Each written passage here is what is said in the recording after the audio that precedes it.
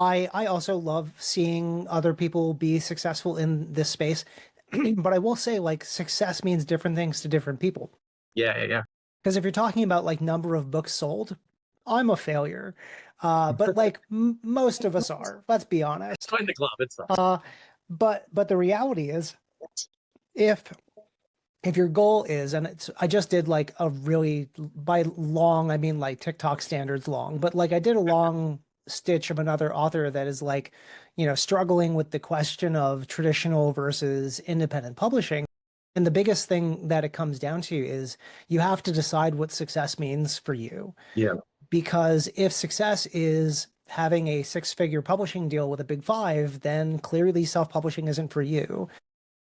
But my goal has always been I do not have time to not have my stories told. I sat on a book for nearly 10 years. oh yeah, And well, I mean, off and on, life gets in the way, yeah, kids, yeah. and everything. And uh, and then I could have gone into the query trenches for another unlimited number of years, because just because you're querying doesn't mean you ever succeed.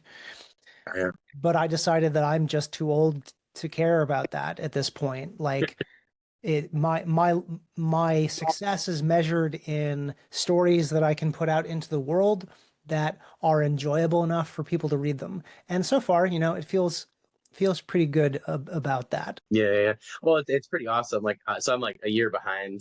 So like I have a couple of you at the end of last season. Well, really season three, that I have. I think you're one of three or four authors I have at the beginning of 2026 on my reading list. Now it's hard. Thanks, Ben, because I have to like decide, right? Am I gonna go, with book one, or am I gonna go with Sleeping Gods? Let Sleeping Gods Lie. I'm like, I don't know. It's like a toss up.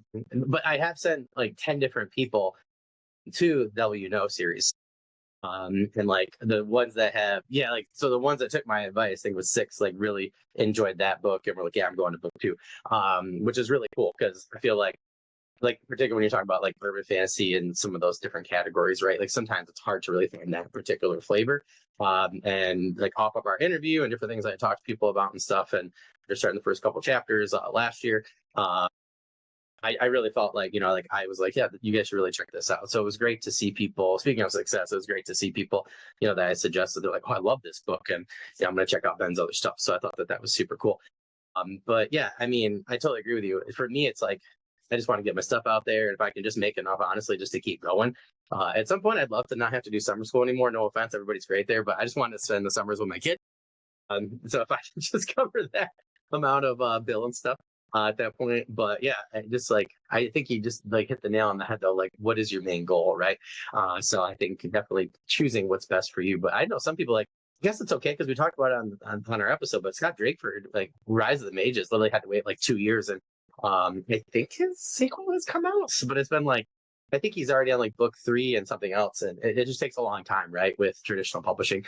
And for me, like you said, like I'm like, yeah, I'm not gonna wait. I'm like, as soon as I have the money, I'm just gonna rip and ride with a bunch of different stuff.